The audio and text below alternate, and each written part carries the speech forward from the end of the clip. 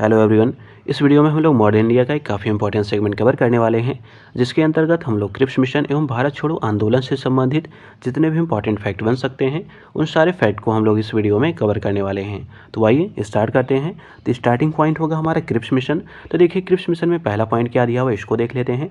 तो देखिए पहला पॉइंट इसमें कह रहा है, ब्रिटिश प्रधानमंत्रियों में से किसने भारत में क्रिप्स मिशन भेजा था, हमें उन प्रधानमंत्री का नाम बताना है। तो इनका नाम था विंस्टन चर्चिल। अगला देखिए अगले पॉइंट में कह रहा है, भारत में क्रिप्स मिशन किस वर्ष आया था, काफ़ी इंपॉर्टेंट है। तो ये आया था मार्च 1942 में। अगला पॉइंट देखिए अगले में क्या कह रहा है। तो देखिए अगला क्वेश्चन इसमें कह रहा है, ब्रिटानिया सरकार के प्रस्तावों की प्रारूप घोषणा जो सर स्टैफर्ड क्रिप्स लाए थे इसमें सम्मिलित था। मतलब कहने का तात्पर्य ये है, इसमें पूछा जा रहा है कि जो क्रिप्स मिशन आया था उसमें कौन कौन से प्रावधान किए गए थे। तो कुछ प्रमुख प्रावधान दिए हुए उनको देख लेते हैं। तो देखिए पहला प्रावधान इसमें यह था कि भारत को एक डोमिनियन स्टेटस की स्थिति दी जानी चाहिए। तो ये था इसमें पहला प्रावधान। दूसरा प्रावधान देख लेते हैं। तो देखिए दूसरे में दिया हुआ इसमें कह रहा है, सब प्रांतों और राज्यों को मिलाकर एक भारतीय संघ होना चाहिए। तो ये था इसका दूसरा प्रावधान। तीसरा प्रावधान देख लेते हैं। तो देखिए तीसरे में कह रहा है, कोई भी प्रांत या भारतीय राज्य भारतीय संघ के बाहर रहने का निर्णय ले सकता था। तो ये था इसमें तीसरा पॉइंट। चौथा इसमें प्रावधान क्या था उसको देख लेते हैं। तो देखिए चौथे में कह रहा है, भारत का संविधान भारत की जनता द्वारा निर्मित किया जाए। तो ये था इसका चौथा प्रावधान। तो इसमें जो प्रमुख प्रावधान किए होते उसको हम लोगों ने देखा। अब अगला क्वेश्चन देख लेते हैं। अगले क्वेश्चन में क्या पूछा जा रहा है। तो देखिए अगले क्वेश्चन में कह रहा है, क्रिप्स प्रस्तावों में कौन से प्रावधान सम्मिलित थे। मतलब इसका जो मेन प्रावधान था वो क्या था। तो देखिए इसका मेन प्रावधान ये था कि संविधान निर्मात्री निकाय की रचना की जाए, इसी का ये मेन प्रावधान था। अगला देखिए अगले में पूछा जा रहा है, क्रिप्स मिशन का उद्देश्य क्या था। तो इसका उद्देश्य ये था कि जो भारतीय नेता हैं उनको ब्रिटेन जो युद्ध कर रहा है उसमें उनका साथ दिया जाए। मतलब कहने का तात्पर्य ये है कि जो ब्रिटेन युद्ध लड़ रहा है उसमें भारतीयों का सहयोग पाने के लिए ही क्रिप्स मिशन को भेजा गया था। अगला देखिए अगले पॉइंट में क्या दिया हुआ है। तो देखिए अगले पॉइंट में कह रहा है, कौन सा ब्रिटिश प्रतिनिधिमंडल भारतीय नेताओं के साथ उनकी मांगों पर चर्चा करने के लिए भारत आया था। तो ये था क्रिप्स मिशन जो कि आया था 23 मार्च 1942 को। अगला देखिए अगले में दिया हुआ है, क्रिप्स मिशन की कुछ प्रमुख शर्तें हैं उनको देख लेते हैं। मतलब क्या क्या इसमें शर्तें दी गई थी उन शर्तों को देख लेते हैं, काफ़ी इंपॉर्टेंट है ये। तो देखिए इसमें पहली शर्त थी, पहला कह रहा है, युद्ध के बाद भारत को डोमिनियन राज्य का दर्जा दिया जाएगा जो किसी बाहरी सत्ता के अधीन नहीं होगा। काफ़ी इंपॉर्टेंट क्वेश्चन, इसको आप लोग ध्यान दीजिएगा, ये IAS जैसे एग्जामों में भी ये पॉइंट पूछे गए हैं। अब अगला देखिए दूसरा पॉइंट इसमें कह रहा है, भारतीयों को अपना संविधान निर्मित करने का अधिकार दिया जाएगा जिसके लिए युद्ध के बाद एक संविधान निर्मात्री परिषद बनेगी जिसमें ब्रिटिश भारत के प्रांतों के निर्वाचित सदस्य और देसी राजवाड़ों के प्रतिनिधि इसमें शामिल होंगे। तो ये कहा गया था, इसमें दूसरे पॉइंट में बताया गया था। तीसरा पॉइंट क्या था ये भी ध्यान दीजिएगा, सारे पॉइंट काफ़ी इंपॉर्टेंट हैं। तो देखिए तीसरे में कह रहा है, ब्रिटिश भारत का कोई प्रांत यदि नए संविधान से स्वीकार उसको ना करना चाहे तो उसे वर्तमान संवैधानिक स्थिति बनाए रखने का अधिकार होगा। मतलब अगर किसी को नया संविधान जो बनाया जाएगा उसको पसंद नहीं आता तो उससे अलग हो सकता है, उसमें ये भी उसको राइट दिया गया था। इसके अतिरिक्त इसी में कह रहा है, नए संविधान को न स्वीकार करने वाले प्रांतों को अपना अलग संविधान बनाने की आज्ञा होगी। तो ये इसमें प्रावधान किया गया था। अगला प्रावधान क्या था, अगली शर्तें क्या थी देख लेते हैं। तो देखिए अगले में कह रहा है, युद्ध के दौरान ब्रिटिश वायसराय की एक नई कार्यकारी परिषद का गठन किया जाएगा जिसमें भारतीय जनता के प्रमुख वर्गों के प्रतिनिधि शामिल होंगे, लेकिन रक्षा मंत्रालय जो होगा वो ब्रिटिश नेतृत्व के पास होगा। मतलब जो रक्षा मंत्रालय होगा वो ब्रिटिश सरकार अपने पास ही रखेगी, उसे भारतीयों को नहीं देगी। तो ये इसमें प्रावधान जो किए गए थे। अब अगला देखते हैं अगले पॉइंट में क्या दिया गया है। तो देखिए अगले में कह रहा है, सर स्ट्रैफोर्ड क्रिप्स की योजना में यह परिकल्पना थी कि द्वितीय विश्व युद्ध के बाद क्या किया जाएगा। तो इसमें बताया गया था कि भारत को डोमिनियन स्टेटस का दर्जा दे दिया जाएगा। तो ये इसमें प्रावधान किया गया था। अब अगला पॉइंट क्या है उसको देख लेते हैं। तो देखिए अगले पॉइंट में दिया हुआ है, इसमें कह रहा है, यहाँ मतलब भारत में एक क्रांति होने जा रही है और हमें जल्दी से चले जाना चाहिए। यह किसने कहा था। तो ये कहा था सर स्ट्रैफोर्ड क्रिप्स ने, ये इसने स्टेटमेंट दिया हुआ था। अगला देखिए अगले पॉइंट में क्या कह रहा है। इसमें कह रहा है, क्रिप्स मिशन के साथ कांग्रेस के आधिकारिक वार्ताकार कौन थे। तो ये थे पंडित जवाहरलाल नेहरू एवं मौलाना आज़ाद। तो ये दो प्रमुख क्या थे, ये आधिकारिक वार्ताकार थे। अब अगला देखते हैं अगले पॉइंट में क्या दिया हुआ है। तो देखिए अगले पॉइंट में पूछा जा रहा है, क्रिप्स मिशन और शिमला सम्मेलन के विचार विमर्श में कांग्रेस का नेतृत्व किसने किया था। काफ़ी इंपॉर्टेंट है। तो ये किया था अब्दुल कलाम आज़ाद ने, इनको अबुल कलाम आज़ाद भी कहा जाता है। तो इन्होंने इनका नेतृत्व किया हुआ था। अगला देखिए अगले में कह रहा है, किसकी दृष्टि में क्रिप्स प्रस्ताव एक टूटे हुए बैंक के नाम से एक उत्तर दिनांकित चेक, जिसको हम लोग पोस्ट डेटेड चेक कहते हैं, अपॉन ए क्रैशिंग बैंक, ये कहा था? तो किसने कहा था क्रिप्स मिशन के बारे में? ये कहा था महात्मा गांधी जी ने। काफ़ी इंपॉर्टेंट भी है, बहुत बार एग्जामों में ये पूछा भी गया है। अगला देखिए, अगले पॉइंट में कह रहा है किस वायसराय ने गांधी जी के आंदोलनों को राजनैतिक फिरौती कहा था? यह भी काफ़ी इंपॉर्टेंट है। ये कहा था लॉर्ड लिनलिथगो ने। किसने कहा था? लॉर्ड लिनलिथगो ने। अगला देखिए, अगले में कह रहा है किस वायसराय के समय गांधी जी ने व्यक्तिगत सत्याग्रह तथा भारत छोड़ो आंदोलन शुरू करने तथा क्रिप्स मिशन भारत पहुंचा था? तो ये तीनों काम किसके समय हुआ था? तो ये हुआ था लॉर्ड लिनलिथगो के समय। इनका अगर हम लोग टाइम ड्यूरेशन देखते हैं तो ये लॉर्ड लिनलिथगो रहे हैं 1936 से 1944 तक। इन्हीं के समय ये तीनों काम हुए हैं। अगला देखिए, भारत छोड़ो आंदोलन से संबंधित जितने भी इंपॉर्टेंट फैक्ट दिए उनको देख लेते हैं, काफ़ी इंपॉर्टेंट है ये। तो देखिए, इसमें पहला पॉइंट कह रहा है भारत छोड़ो आंदोलन किसकी प्रतिक्रिया में प्रारंभ किया गया था? तो ये प्रारंभ किया गया था क्रिप्स प्रस्ताव, जो उसको हम लोगों ने अभी ऊपर पढ़ा है। तो क्रिप्स जो प्रस्ताव लाया गया था, इसी की प्रतिक्रिया के स्वरूप भारत छोड़ो आंदोलन को स्टार्ट किया गया था। ये बात आप लोग ध्यान दीजिएगा। अब अगला पॉइंट देखते हैं, अगले में क्या दिया हुआ है। तो देखिए, अगले में कह रहा है भारत के बालू से मैं एक आंदोलन उत्पन्न करूंगा जो कांग्रेस से भी बड़ा होगा। ये किसने कहा था? ये स्टेटमेंट किसका है? तो ये कहा था महात्मा गांधी जी ने। अगला देखिए, अगले में कह रहा है 6 जुलाई 1942 को वर्धा में महात्मा गांधी जी ने कांग्रेस की कार्यकारी समिति में अपने भारत छोड़ो आंदोलन की चर्चा की। उस समय पूछा जा रहा समिति के अध्यक्ष कौन थे? तो उस समय समिति के अध्यक्ष थे, इनका नाम था मौलाना अबुल कलाम आज़ाद। अगला देखिए, अगले पॉइंट में क्या दिया हुआ है। अगले पॉइंट में कह रहा है 14 जुलाई 1942 को कांग्रेस कार्य समिति द्वारा भारत छोड़ो आंदोलन का प्रस्ताव कहाँ पारित किया गया था? ये पारित किया गया था वर्धा में। अगला है, अगले में कह रहा है भारत छोड़ो प्रस्ताव का आलेख किसने बनाया था? काफ़ी इंपॉर्टेंट है। यह बनाया था महात्मा गांधी ने। और इसमें सहयोग किसने किसने दिया हुआ था? तो इसमें सहयोग किया हुआ था नेहरू और आज़ाद जी ने। इसमें इन्होंने सहयोग दिया हुआ था। आज़ाद का मतलब क्या है? आज़ाद का मतलब है मौलाना अबुल कलाम आज़ाद। इन दोनों ने इसमें सहयोग किया हुआ था। अब अगला देख लेते हैं, अगले में क्या दिया हुआ है।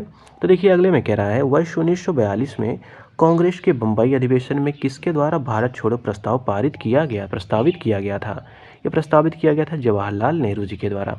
अगला देखिए, अगले में कह रहा है भारत छोड़ो प्रस्ताव की किसने अनुशंसा की थी?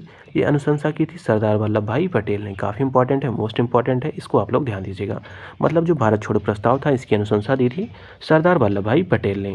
अगला देखिए, अगले में कह रहा है किसने 1942 में, ध्यान दीजिएगा क्या दिया हुआ इसमें, कह रहा है किसने 1942 में भारत छोड़ो प्रस्ताव का समर्थन किया था? ध्यान दीजिएगा, किसने 1942 में भारत छोड़ो प्रस्ताव का समर्थन किया था? तो ये थे सरदार वल्लभ भाई पटेल। अगला देखिए, अगले में कह रहा है जब भारतीय राष्ट्रीय कांग्रेस ने भारत छोड़ो आंदोलन प्रस्ताव पारित किया, उस समय कह रहा है कि कांग्रेस के अध्यक्ष कौन थे? ध्यान दीजिएगा, कांग्रेस के अध्यक्ष पूछे जा रहे हैं। तो उस समय कांग्रेस के अध्यक्ष थे अबुल कलाम आज़ाद। अगला देख लेते हैं, अगले पॉइंट में क्या दिया हुआ है। तो देखिए, अगले पॉइंट में कह रहा है भारतीय राष्ट्रीय कांग्रेस का लगातार 6 वर्षों तक अध्यक्ष कौन रहा था? काफ़ी इंपॉर्टेंट है। तो लगातार 6 वर्षों तक इसके अध्यक्ष रहे थे, इनका नाम था अबुल कलाम आज़ाद। ये लगातार 6 वर्षों तक भारतीय राष्ट्रीय कांग्रेस के अध्यक्ष रहे थे। अब अगला पॉइंट देख लेते हैं, अगले में क्या दिया हुआ है। तो देखिए, अगले में कह रहा है भारत छोड़ो का नारा किसने दिया था? तो ये किसने दिया था? तो ये दिया था यूसुफ मेहर अली ने। अगला है भारत छोड़ो आंदोलन के समय भारत का प्रधान सेनापति कौन था? तो ये थे लॉर्ड वेवेल। कौन थे? लॉर्ड वेवेल थे। अगला देख लेते हैं, अगले में कह रहा है भारत छोड़ो आंदोलन के समय इंग्लैंड के प्रधानमंत्री कौन थे? तो ये थे चर्चिल। इनका अगर टाइम ड्यूरेशन देखा जाए तो 1940 से 1945 तक थे। अगला देखिए, अगले में कह रहा है भारत छोड़ो आंदोलन का प्रस्ताव बम्बई में किस मैदान में पारित किया गया था? तो ये था ग्वालियर टैंक का मैदान। अगला देखिए, अगले में कह रहा है 8 अगस्त 1942 को कांग्रेस ने भारत छोड़ो आंदोलन प्रारंभ करने की घोषणा कहाँ पर की थी? ये की थी बम्बई में। अगला है भारत छोड़ो आंदोलन प्रारंभ करने के एक दिन पूर्व महात्मा गांधी ने क्या कहा था? तो ध्यान दीजिएगा, महात्मा गांधी जी ने क्या कहा था, इसको आइए देख लेते हैं, काफ़ी इंपॉर्टेंट है। तो देखिए, इसमें उन्होंने कहा था गांधी जी ने कि सरकारी जो कर्मचारी हैं वो नौकरी ना छोड़ें, लेकिन कांग्रेस के प्रति अपनी निष्ठा की घोषणा करें। तो ये स्टेटमेंट आप देख रहे हैं, ये स्टेटमेंट ये आईएएस के प्रीलिम्स में डायरेक्ट ये स्टेटमेंट पूछा गया है। जब मैंने आईएएस का एग्जाम दिया था 1 साल पहले की बात है, तो उसमें ये स्टेटमेंट डायरेक्टली पूछा गया था। अब अगला देखिए, दूसरा पॉइंट इसी में कह रहा है सैनिक अपने देशवासियों पर गोली चलाने से इनकार कर दें। तो ये इसमें दूसरा पॉइंट था, मतलब गांधी जी ने ये कहा हुआ था। थर्ड क्या इसमें गांधी जी ने कहा हुआ था, इसको भी देख लेते हैं। तो तीसरी बात इसमें गांधी जी ने कही हुई थी कि छात्र पढ़ाई तभी छोड़ें जब आज़ादी प्राप्त हो जाने तक अपने इस निर्णय पर दृढ़ रह सकें। तो ये तीसरा पॉइंट था।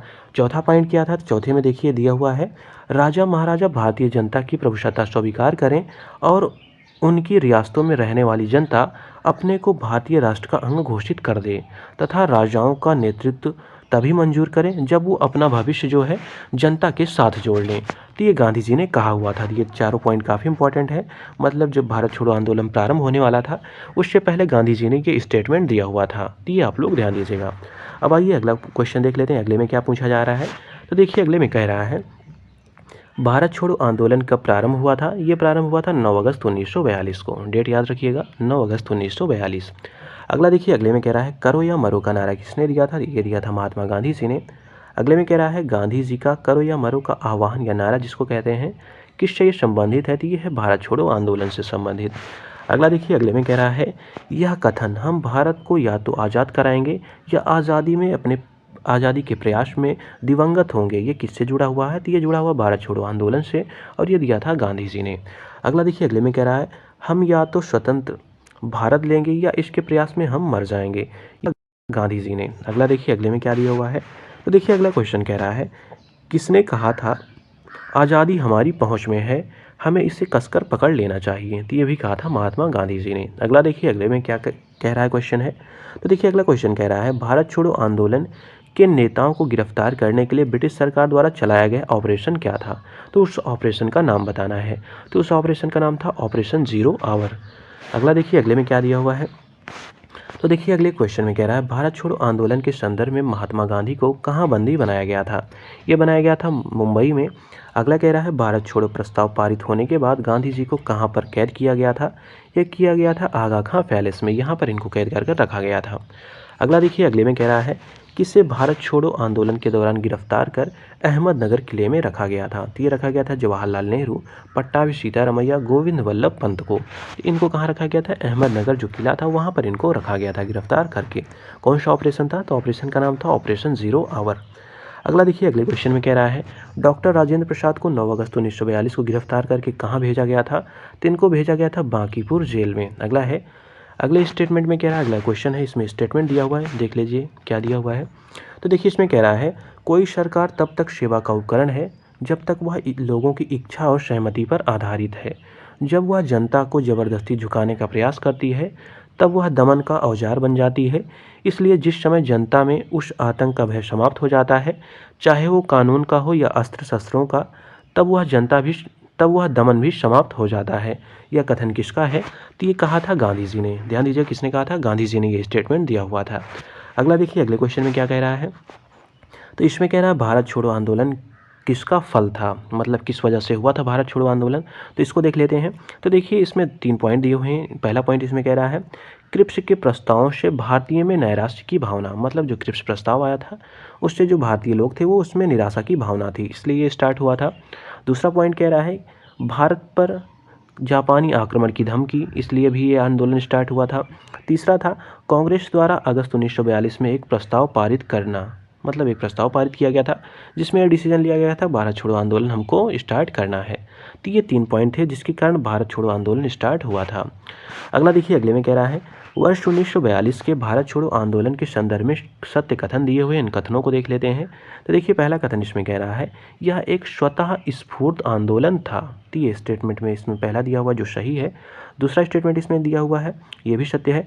इसमें कह रहा है यह एक हिंसात्मक आंदोलन था। तो ध्यान दीजिएगा, यह हिंसात्मक आंदोलन था, इसको भी पूछा जा सकता है। तो ये एक हिंसात्मक आंदोलन था। थर्ड कह रहा है, आंदोलन की घोषणा के बाद कांग्रेस को एक गैर कानूनी संस्था घोषित कर दिया गया था, इसमें ये कार्य किया गया था। मतलब जो तीनों स्टेटमेंट है ये सही दिए हुए हैं, आप लोग इसको ध्यान दीजिएगा। अब अगला देखिए अगले क्वेश्चन में क्या पूछा जा रहा है। तो देखिए अगले में कह रहा है, ऑपरेशन रूबिकान, यह कूट शब्द था। मतलब जो ऑपरेशन रूबिकान है ये एक कूट शब्द था जिसे भारत में ब्रिटिश सरकार द्वारा किस संदर्भ में प्रयोग में लाया जाना था। मतलब जो ऑपरेशन रूबिकान है ये ब्रिटिश का एक कूट ऑपरेशन था, किस संदर्भ में ये वो यूज करते थे अंग्रेज, ये पूछा जा रहा है। तो उनका ये मकसद था कि जो जेल में गांधी जी का आमरण अनशन हो रहा है, भारत छोड़ो आंदोलन के दौरान गांधी जी आमरण अनशन पर बैठ गए थे, तो लोगों को लगता था कहीं उनकी मृत्यु ना हो जाए, तो उसी की देखरेख के लिए कौन सा ऑपरेशन था, तो ऑपरेशन रूबिकान स्टार्ट किया गया था। मतलब एक ये क्या था, कूट ऑपरेशन था जो कि ब्रिटिश सरकार द्वारा इसको उपयोग में लाया गया था। तो ये बात आप लोग ध्यान दीजिएगा। अब अगला देखिए अगले पॉइंट में कह रहा है, किन पार्टियों ने भारत छोड़ो आंदोलन का समर्थन नहीं किया था। तो ध्यान दीजिएगा, भारत छोड़ो आंदोलन का जो हो रहा था आंदोलन, उसमें हमारे भी देश में बहुत सारी पार्टियां थी जिन्होंने उसमें पार्टिसिपेट नहीं किया हुआ था। तो देखिए कौन कौन सी पार्टियां थी। तो देखिए पहली थी हिंदू महासभा, इसने पार्टिसिपेट नहीं किया था भारत छोड़ो आंदोलन में। दूसरी थी कम्युनिस्ट पार्टी ऑफ इंडिया, इसने भी पार्टिसिपेट नहीं किया था। तीसरी पार्टी थी यूनियनिस्ट पार्टी ऑफ पंजाब, इसने भी सपोर्ट नहीं किया हुआ था भारत छोड़ो आंदोलन का। उसके बाद चौथी थी मुस्लिम लीग। तो इन पार्टियों ने क्या किया था, भारत छोड़ो आंदोलन जो हो रहा था उसका समर्थन नहीं किया था। अगला देखिए अगले में कह रहा है कौन सा संगठन 1942 के भारत छोड़ो आंदोलन से पृथक रहा था। तो ये रहा था राष्ट्रीय स्वयंसेवक संघ, जिसको हम लोग आरएसएस प्रेजेंट में कहते हैं, बीजेपी उसी से रिलेटेड है। तो इसने क्या किया था, इसमें दिया हुआ है भारत छोड़ो आंदोलन से ये पृथक रहा था, मतलब इसने पार्टिसिपेट उसमें नहीं किया हुआ था। अगला देखिए अगले में कह रहा है अमेरिकी पत्रकार जो महात्मा गांधी के भारत छोड़ो आंदोलन के दौरान उनके साथ था उसका नाम क्या था। तो इनका नाम था लुई फिशर, काफ़ी इंपॉर्टेंट है, बहुत बार पूछा गया है। तो नाम था इनका लुई फिशर। अगला देखिए अगले में कह रहा है महात्मा गांधी का जीवनी काल लुई फिशर किस आंदोलन से संबंधित था। तो ये था भारत छोड़ो आंदोलन से संबंधित ये था। अगला देखिए अगले में कह रहा है किसने महात्मा गांधी को गेहूं की भूमि और टैगोर को गुलाब का उद्यान कहा था। तो किसने कहा था, लुई फिशर ने। लुई फिशर ने क्या कहा था, महात्मा गांधी को गेहूं की भूमि कहा था और टैगोर को गुलाब का उद्यान कहा था। अगला देखिए अगले में कह रहा है भारत छोड़ो आंदोलन के समय कौन युवा महिला नेत्री अवज्ञा और प्रतिरोध का प्रतीक थी। तो ये थी अरुणा आसफ अली। कौन थी, अरुणा आसफ अली। अगला देखिए अगले में कह रहा है स्वतंत्रता संग्राम के दौरान अरुणा आसफ अली किस भूमिगत क्रियाकलाप की प्रमुख महिला संगठक थी। तो ये थी भारत छोड़ो आंदोलन से संबंधित थी ये। अगला है किस आंदोलन के साथ अरुणा आसफ अली जुड़ी थी। तो ये जुड़ी थी भारत छोड़ो आंदोलन से संबंधित थी ये। अगला कह रहा है देखिए अगले में कह रहा है श्रीमती अरुणा आसफ अली का निधन जुलाई 1996 में हुआ था। वो किस क्षेत्र में योगदान के लिए जानी जाती हैं। तो स्वतंत्रता संग्राम में उन्होंने काफ़ी अच्छा अपना पार्टिसिपेशन दिया हुआ था, इसलिए उनको जाना जाता है, विशेषता उनको जाना जाता है भारत छोड़ो आंदोलन में अपना पार्टिसिपेशन देने के लिए। अगला देख लेते हैं अगले पॉइंट में क्या दिया हुआ है। तो देखिए अगले पॉइंट में कह रहा है भारत छोड़ो आंदोलन के समय किसने कांग्रेस रेडियो का प्रसारण किया था। किसने किया था, उषा मेहता ने, काफ़ी इंपॉर्टेंट है। अगला देखिए अगले में कह रहा है भारतीय स्वतंत्रता आंदोलन के संदर्भ में उषा मेहता की ख्याति किससे जुड़ी हुई है। क्यों जुड़ी हुई है, क्योंकि इन्होंने भारत छोड़ो आंदोलन की बेला में गुप्त कांग्रेस रेडियो चलाया हुआ था। अगला देखिए अगले में क्या दिया हुआ है। तो देखिए अगले में कह रहा है कौन कांग्रेस रेडियो पर भारत छोड़ो आंदोलन की अवधि में नियमित रूप से कार्यक्रम प्रसारित करते थे। ये थे राम मनोहर लोहिया, मतलब ये नियमित रूप से जो रेडियो था उस पर ये बोला करते थे। अगला देखिए अगले में कह रहा है राष्ट्रवादियों ने मुंबई के निकट पहली बार गुप्त ट्रांसमीटर का उपयोग कब किया था। ये किया था भारत छोड़ो आंदोलन के दौरान। अगला देखिए अगले में कह रहा है भारत छोड़ो आंदोलन से उत्पन्न दंगे से कौन सा राज्य क्षेत्र सबसे अधिक प्रभावित रहा था। ये रहा था बिहार और उत्तर प्रदेश, जिसको उस समय संयुक्त प्रांत के नाम से जाना जाता था। अगला देखिए अगले में कह रहा है महात्मा गांधी तथा उनके सहयोगियों की 1942 में हुई धरपकड़ में बिहार में बहुत दंगे हुए। इसमें रेल सेवा पूर्णतः रूप से ठप हो गई। उसमें अधिकतम प्रभावित जिला कौन सा था, बिहार के बारे में पूछा जा रहा था। ये था बिहार का मुंगेर जिला। अगला देखिए अगले में कह रहा है किसने भारत छोड़ो आंदोलन के दौरान जेल से फरार होकर भूमिगत गतिविधियों को संगठित किया था। तो ये भी बिहार से संबंधित है, ये थे जयप्रकाश नारायण, ये जेल से फरार हो गए थे। अगला देखिए अगले में कह रहा है जयप्रकाश नारायण को राष्ट्रीय स्तर के नेता के रूप में पहचान किस आंदोलन से मिली थी। तो ये मिली थी भारत छोड़ो आंदोलन से। अगला देखिए अगले में कह रहा है भारत छोड़ो आंदोलन के दौरान बकरी का टापू में अखिल भारतीय आज़ाद दस्ता का गठन किसने किया था। तो ये किया था जयप्रकाश नारायण जी ने। मतलब जो जयप्रकाश नारायण थे ये जब जेल से फरार हुए थे तो ये जाके नेपाल चले गए थे और वहाँ पे इन्होंने क्या किया था, भारतीय आज़ाद दस्ते का गठन किया हुआ था। तो डायरेक्टली पूछा जा सकता है कि जो भारतीय आज़ाद दस्ता था उसका गठन किसने किया था। तो वो किया था जयप्रकाश नारायण जी ने। कहाँ पे किया था, नेपाल में, जो नेपाल का तराई क्षेत्र है वहाँ पर। मतलब ये जेल से फरार हो गए थे, वहाँ पे जाके इन्होंने इसका गठन किया हुआ था। अगला देखिए अगले में कह रहा है भूमिगत आंदोलन किस गांधीवादी आंदोलन से जुड़ा था। तो ये जुड़ा था भारत छोड़ो आंदोलन से। अगला देखिए अगले में कह रहा है भारत छोड़ो आंदोलन के दौरान समानांतर सरकारों की स्थापना कहाँ पर की गई थी। काफ़ी इंपॉर्टेंट है, इसको ध्यान दीजिएगा। तो ये बहुत बार पूछा भी गया है। तो देखिए इसमें पहला है 3 जगहों पर समानांतर सरकार स्थापित की गई थी। तो पहला था बलिया, यहाँ पे हुई थी अगस्त 1942 में। किसने स्थापित की थी, तो ये की थी चित्तू पांडे के नेतृत्व में सरकार स्थापित की गई थी। अगला देखिए अगला था तामलुक, जो मिदनापुर में है बंगाल में। यहाँ पे दिसंबर 1942 में यहाँ पे समानांतर सरकार स्थापित की गई थी। तीसरा था सतारा, जो महाराष्ट्र में है। 1943 में यहाँ समानांतर सरकार स्थापित की गई थी। और स्थापित किसने की थी, तो वाई.बी. चौहान और नाना पाटिल ने। तो ये 3 डेस्टिनेशन जो हैं आप लोग इनको ध्यान दीजिएगा, ये डायरेक्टली एग्जामों में पूछे जाते हैं। अब अगला देखिए अगले में क्या पूछा जा रहा है। तो देखिए अगले क्वेश्चन में कह रहा है उत्तर प्रदेश के किस जनपद में भारत छोड़ो आंदोलन के दौरान समानांतर सरकार की स्थापना की गई थी। ये की गई थी बलिया में अगस्त 1942 में। अगला देखिए अगले में कह रहा है भारत छोड़ो आंदोलन के दौरान समानांतर सरकारों का उद्गम एक प्रमुख विशेषता थी। अगस्त 1942 में बलिया जो पूर्वी उत्तर प्रदेश में है, कह रहा है मैं इस तरह की समानांतर सरकार का नेता कौन था। तो अभी हम लोगों ने देखा था चित्तू पांडे इसमें नेता थे। अगला देखिए अगले में कह रहा है किस वर्ष भारत में मिदनापुर जिले में जातीय सरकार की स्थापना हुई थी। काफ़ी इंपॉर्टेंट है, यह स्थापित हुई थी दिसंबर 1942 में। अगला है मिदनापुर जनपद में तामलुक में, जो मिदनापुर जनपद है उसका कह रहा है तामलुक में भारत छोड़ो आंदोलन के दौरान जो समानांतर सरकार स्थापित की गई थी उसका नाम क्या था। इसका नाम था जातीय सरकार। ध्यान दीजिएगा क्या नाम था, जातीय सरकार इसका नाम था। अब अगला देख लेते हैं, इसमें ये लास्ट है, उसके बाद ये कवर किया कर लिया जाएगा कम्प्लीटली। तो देखिए अगले में कह रहा है पॉइंट में भारत छोड़ो आंदोलन के दौरान जिस स्थान पर लोगों की सरकार स्थापित की गई थी जो सबसे दीर्घजीवी थी, तो ये थी सतारा। कहने का मतलब ये है कि पूछा जा रहा है कि भारत छोड़ो आंदोलन जो आंदोलन हुआ था उसमें कहाँ पे ऐसी जो सरकार समानांतर स्थापित की गई थी जो सबसे लंबे समय तक चली थी, तो वो थी सतारा में जो सरकार स्थापित की गई थी। अगला देखिए अगले में कह रहा है भारत छोड़ो आंदोलन के विषय में सत्य कथन दिए हुए उनको देख लेते हैं। तो देखिए इसमें पहला स्टेटमेंट कह रहा है इसे अगस्त क्रांति के भी नाम से जाना जाता है। काफ़ी इंपॉर्टेंट है। दूसरा कह रहा है इसमें अरुणा आसफ अली की असाधारण भूमिका थी। अगला देखिए अगले पॉइंट में कह रहा है जवाहरलाल नेहरू को इस आंदोलन के दौरान अहमदनगर फोर्ट जेल में बंद किया गया था, तो ये भी सही है। अगला कह रहा है जयप्रकाश नारायण को हजारीबाग जेल में रखा गया था जहाँ से वे जेल की जो दीवार थी उसको फांद कर भाग गए थे। कब भागे थे, तो उस समय दिवाली का ओकेजन था, मतलब दिवाली का त्यौहार मनाया जा रहा था, उसी दौरान ये भाग कर चले गए थे, मतलब वहाँ से भाग के नेपाल चले गए थे जहाँ पर उन्होंने आज़ाद दस्ते का गठन किया हुआ था। अगला देखिए अगले पॉइंट में कह रहा है भारत छोड़ो आंदोलन के दौरान जिस नेता ने सरकार द्वारा दी गई ज्यादतियों की शेर जैसी हिंसा कहा था, तो ये कहा था महात्मा गांधी जी ने। मतलब क्या, फिर से देख लेते हैं। तो देखिए इसमें कह रहा है कि भारत छोड़ो आंदोलन के दौरान जिस नेता द्वारा जो की गई ज्यादतियाँ थी उसको शेर जैसी हिंसा कहा था, तो ये कहा था महात्मा गांधी जी ने। अगला देखिए अगले में कह रहा है भारत छोड़ो आंदोलन रूस तथा फ्रांस की क्रांति से कम नहीं था। यह कथन किसका है, तो ये था जयप्रकाश नारायण जी का। अगला देखिए अगले में कह रहा है गांधी जी ने भारत छोड़ो आह्वान को, मतलब गांधी जी के जो भारत छोड़ो आह्वान था को किसने अद्वितीय आंदोलन कहा था, ये कहा था सरदार वल्लभ भाई पटेल ने।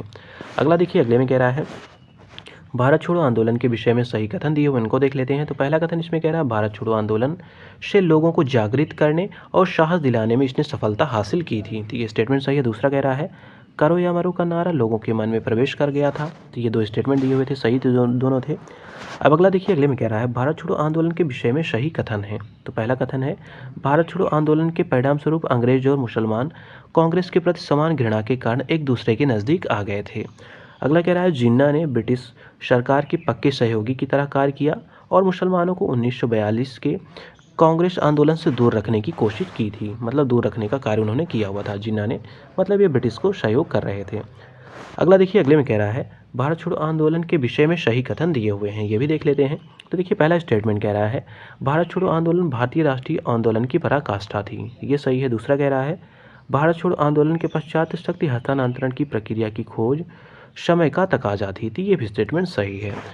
अगला देख लेते हैं अगले में क्या दिया हुआ है। तो देखिए अगले में कह रहा है भारत छोड़ो आंदोलन के दौरान जेंटलमैन एग्रीमेंट किन किन के मध्य संपन्न हुआ था, तो ये हुआ था मिर्जा इस्माइल और हीरालाल शास्त्री के मध्य, जो कि जयपुर प्रजामंडल से ये संबंधित थे। अगला देखिए अगले में कह रहा है भारत छोड़ो आंदोलन के विषय में सही कथन दिए हुए इनको भी देख लेते हैं। देखिए पहला स्टेटमेंट कह रहा है लॉर्ड लिनलिथगो ने 1942 के अगस्त आंदोलन को सिपाही विद्रोह के बाद सर्वाधिक गंभीर विद्रोह कहा था, तो ये स्टेटमेंट ध्यान दीजिएगा काफ़ी इंपॉर्टेंट भी और सही भी है। दूसरा स्टेटमेंट कह रहा है कुछ क्षेत्रों में किसान व्यापक जनांदोलन में उठ खड़े हुए थे। अगला देख लेते हैं अगला क्वेश्चन क्या है, लास्ट है इसका। तो देखिए इसमें कह रहा है भारत छोड़ो आंदोलन के उपरांत श्री राजगोपालाचारी ने दी वे आउट नामक पैम्फलेट जारी किया था। नाम याद रखिएगा, कौन सा पैम्फलेट है, दी वे आउट, ये पैम्फलेट था, जारी किया था। कहा था इसमें कौन सा प्रस्ताव इस पैम्फलेट में दिया हुआ था, तो ये दिया हुआ था संवैधानिक गतिरोध का हल, तो ये प्रस्ताव इसमें दिया गया था। तो इस प्रकार हम लोगों ने जो गांधी जी मतलब क्रिप्स जो आंदोलन था, क्रिप्स मिशन था, और जो भारत छोड़ो आंदोलन था उसको हम लोगों ने कवर कर लिया। इसी प्रकार इस बुक में बहुत सारे कंटेंट दिए हैं, उसको भी हम लोग कवर करने वाले हैं, और बहुत सारे से कंटेंट ऑलरेडी कवर किए गए हैं। आप उन वीडियोज़ को जाके प्लेलिस्ट में देख सकते हैं। तो मिलते हैं अगले वीडियो में एक नए टॉपिक के साथ।